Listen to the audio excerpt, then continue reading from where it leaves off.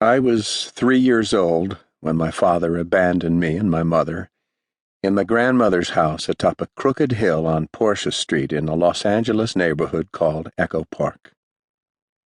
My mother, Maria Teresa, a Mexican who wanted to be an American Indian, transformed me into Brando Skyhorse, a full-blooded American Indian brave. I became the son of Paul Skyhorse Johnson, an American Indian activist incarcerated for armed robbery whom my mother met through the mail. She became Running Deer Skyhorse, a full-blooded squaw who traded in her most common of Mexican names for the most stereotypical of Indian ones. My mother was mesmerizing and could make crazy schemes and lies sound electric and honest. Her deception was so good, or so obvious, she fooled each of her 5 husbands, our neighbors, her friends, my elementary school vice principal, even me. I lived most of my childhood without knowing who I really was. All I knew was the power in my own name. Brando Skyhorse, that's beautiful. My biological father, Candido Ulloa, was replaced by a chain of boyfriends and 5 fathers, one new dad about every 3 years.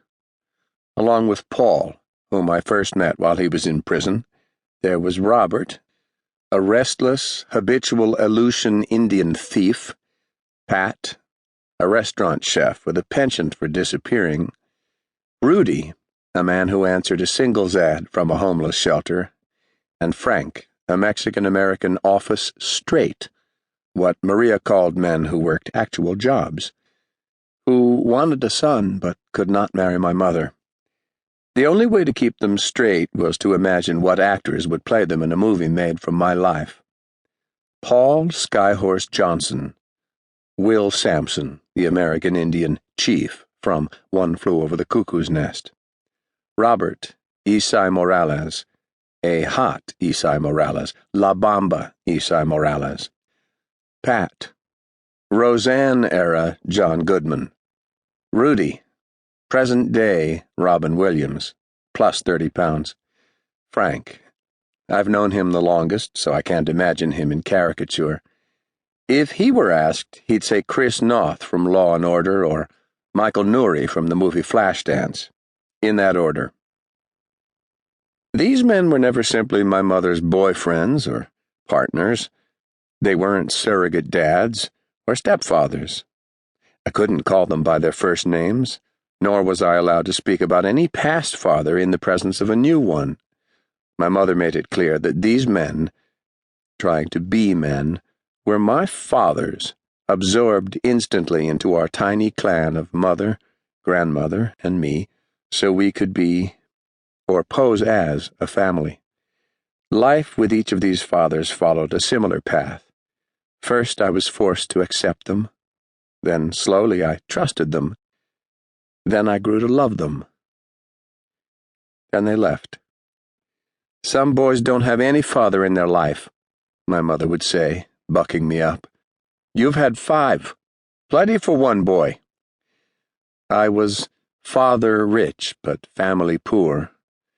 Our house shook as if it were filled with people, brothers, sisters, a chorus of screaming children, but really belonged to just 2 angry women who were 5 foot and change tall.